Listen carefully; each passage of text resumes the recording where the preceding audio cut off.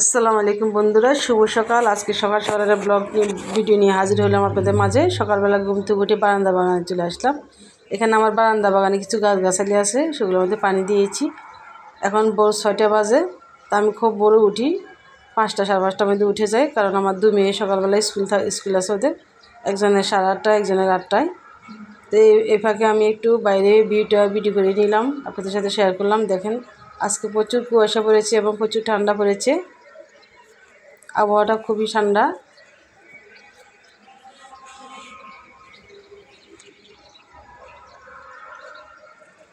তো চলে আসলাম বারান্দা বাগান থেকে রান্নাঘরে। এখন আমি রুটি করে রেখে দিয়েছিলাম আগেই, যেহেতু আমাদের গ্যাস থাকে না।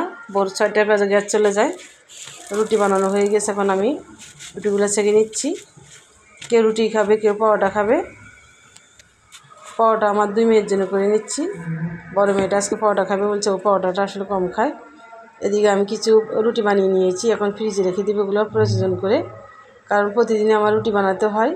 রুটি না বানালে অন্য নাস্তা তো একটা বাচ্চারা খেতে চায় না। আমি আগের থেকে রুটি বানিয়ে প্রয়োজন করে ফ্রিজে রেখে দিই, যেন সকালে উঠলে রুটিটা তাড়াতাড়ি ভেজে দিতে পারি। ওদের যেহেতু স্কুল আছে, প্রতিদিনই আমার নাস্তা তো একটা লাগেই। তা আপনারা চাইলে এভাবে রুটি বানিয়ে প্রয়োজন করে ফ্রিজে রেখে দিতে পারেন। তখন রুটিগুলো আমি একটা প্লেটে করে রেখে দিয়েছি। বড় বক্স আমার তেমন একটা ছিল না। এদিকে একটা রুটি ছেঁকে নিয়ে আমি তাড়াহুড়ো করে খেয়ে নিচ্ছি। এটা হচ্ছে পাতাকপি ভাজা, আমার খুব প্রিয়। দেখতে পাইতেছেন আমি খুব তাড়াহুড়ো করে খাচ্ছি, কারণ এখন যদি আমি না খাই আর খেতে পারবো না। 7টা 10 বাজে। তো 7টা 10 বাজে, আমার 7:30টার ভিতরে বড় মেয়েকে নিয়ে স্কুলে যেতে হবে। তো বড় মেয়ের জন্য একটা ডিম পোস্ট করতেছি। ও যেহেতু পাতাকপি খাবে না, এই জন্য ওর জন্য একটা ডিম পোস্ট করে দিচ্ছি। তো ডিম পোস্টটা আমার হয়ে এসেছে প্রায়, এখন নামিয়ে ফেলবো। তো হয়ে গেছে ডিম পোস্ট। পরোটার সাথে মেয়েকে ডিম পোস্ট দিয়েছি। এদিকে সাহেবের জন্য, আমার হাজব্যান্ডের জন্য চা বানাচ্ছি। চাটা আমরা সবাই খাবো, নাস্তা পরে আমরা সবাই চা খাই। বড় মেয়ে খাবে, আমি খাবো, আর আমার হাজব্যান্ডে খাবে। ছোটো মেয়ে পাউরুটি দিয়ে খাবে। তো হয়ে গেছে আমার এদিকে। এখন আমি রান্নাঘরে আবার চলে আসলাম। সবজি কাটতেছি, লাউ। আজকে লাউ রান্না করব ছোটো চিংড়ি মাছ দিয়ে। এই ফাঁকে একটু ভিডিও করতে পারিনি, মেয়েকে স্কুলে দিয়ে আসছি। স্কুলের ভিডিওটা আমি করিনি। তো চলে আসলাম 9টার মধ্যে, আমি চলে আসছি বাসায়। 2 মেয়েকে স্কুল দিয়ে, 1 মেয়েকে দিয়ে আসছি 7:30, 1 মেয়েকে দিয়েছি 8:30টায়। তো 9টায় বাসা পৌঁছতে 9টা বেজে গেছে। 9টা বাজার পরে আমি সবজি কেটে রান্নাটা করে নিচ্ছি। যেহেতু আমার 1 মেয়ের ছুটি 11টা, আর 1 মেয়ের ছুটি দুপুর 1টায়। ওরা চলে আসবে, ওদের জন্য রান্না করে রেখে দিতে হবে। তো লাউটা তাড়াতাড়ি করে আমি রান্না করতেছি। লাউ অবশ্যই ওরা খাবে না, চিংড়ি মাছটা খাবে। ওরা আসলে লাউ সবজিটা যেন এটা খেতে চায় না। তো হয়ে গেছে আমার লাউ সবজি। ধনেপাতা দিয়ে আমি কিছুক্ষণ পরে নামিয়ে ফেলবো। লাউ সবজিটা আমার আর আমার হাজব্যান্ডের খুব প্রিয়। হয়ে গেছে, আমি এখন নামিয়ে ফেলবো। নামিয়ে ফেলেছি লাউ সবজিটা। এখন আমি মাছ ভাজি করবো। এটা হচ্ছে পাঙ্গাস মাছ। 3 পিস পাঙ্গাস মাছ নিয়েছি। আমার 2 মেয়ে 2 পিস, আর আমার হাজব্যান্ড 1 পিস, 3 পিস। আমি পাঙ্গাস মাছ খাই না, এই জন্য আমার জন্য দিইনি। হয়ে গেছে পাঙ্গাস ভাজি। এখন আমি এদিকে আমি লাল শাক আর পালং শাক রান্না করে নেব ছোটো চিংড়ি মাছ দিয়ে। আজকে আমার 2টা সবজি চিংড়ি মাছ দিয়ে। চিংড়ি মাছটা আসলে শীতের দিনে ছোটো চিংড়ি মাছটা আমি খুব পছন্দ করি, আমার হাজব্যান্ডও খুব পছন্দ করে, আমার খুব প্রিয়। এই চিংড়ি মাছ দিয়ে আমি যে কোনো সবজি খেতে পছন্দ করি। শীতকালীন সবজিগুলো আসলে চিংড়ি মাছ দিয়ে ভালো লাগে। মাছটা কষিয়ে নিলাম, এখন আমি শাকগুলি দিয়ে দিব। পালং শাক আর লাল শাক 1 মুঠা 2 মুঠা শাক আমি রান্না করে নিব। তো দেখতে পাচ্ছেন বন্ধুরা, আমরা মেয়ে মানুষেরা সকাল থেকে দুপুর পর্যন্ত খুবই ব্যস্ত থাকি। আর পুরুষ মানুষ বাড়ি থেকে এসে বলে, তোমরা কি কাজ করো, সারাদিন বাসায় থাকো।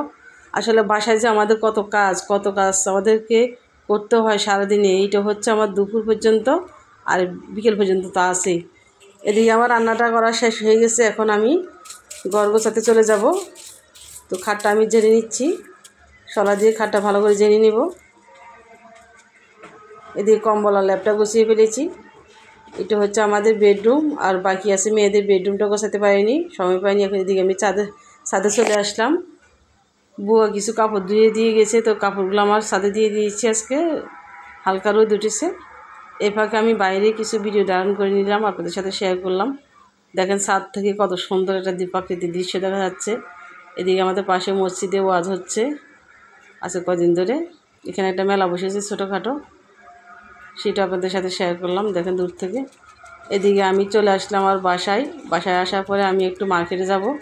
এটা হচ্ছে আমাদের এয়ারপোর্টের নতুন রাস্তা দিয়ে আমি অটো দিয়ে চলে যাচ্ছি মার্কেটে, কারণ বড় মেয়ের জুতা লাগবে। বড় মেয়েকে যেহেতু নতুন স্কুলে ভর্তি করেছি, ওদের স্কুলের জন্য নতুন শু লাগবে, সাদা ক্যাশগুলো। উত্তরা চলে আসলাম বাটা শোরুমে। এদিকে মেয়েকে ভিডিও করিনি, কারণ মেয়ে নিষেধ করেছে ভিডিও করতে। আম্মু আমাকে করো না, তুমি শোরুম ভিডিও করে নিয়ে আনাও। তো আমি এদিকে আমার জন্য জুতা দেখতেছি আর ভিডিও করতেছি।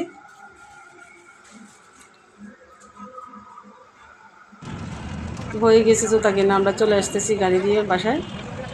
আমার প্রিয় বন্ধুরা, ভিডিওটি যে ভালো লেগে থাকে, আমার এই ব্লগ ভিডিওটি আমি অনেকদিন পরে ব্লগ ভিডিও ছাড়লাম। আসলে ব্লগ ভিডিও তেমন একটা আমার করা হয় না, আপনাদের সাথে শেয়ার করলাম। ভিডিওটি যে ভালো লেগে থাকে অবশ্যই ইউটিউব থেকে দেখে থাকলে সাবস্ক্রাইব করে রাখবেন, ফেসবুক পেজ থেকে দেখে থাকলে ফলো দিয়ে রাখবেন। সবাই আমাকে সাপোর্ট করবেন। তা আপনাদের একটি সাপোর্টে, একটু কমেন্টে আমাকে আগামী দিনে ভালো ভালো ভিডিও বানাতে উৎসাহ জাগাবে। আমার প্রিয় বন্ধুরা, কেমন হয়েছে? তো বাসায় চলে আসলাম। এদিকে আমি 2টা 3 পিস কিনেছি, সেটা আপনাদের সাথে শেয়ার করলাম, দেখাচ্ছি মেয়েদেরকে কেমন হয়েছে, আমার হাজব্যান্ডকে দেখাচ্ছি। তো সবাই ভালো থাকবেন। ভিডিওটি ভালো লাগলে আবার বললাম লাইক, কমেন্ট এবং গঠনমূলক কমেন্ট করবেন, পারলে বন্ধুদের মাঝে শেয়ার করে দিবেন। তো সবাই ভালো থাকবেন। আল্লাহ হাফেজ। আজকের মতো চলে আসবো আগামী দিন আসবো।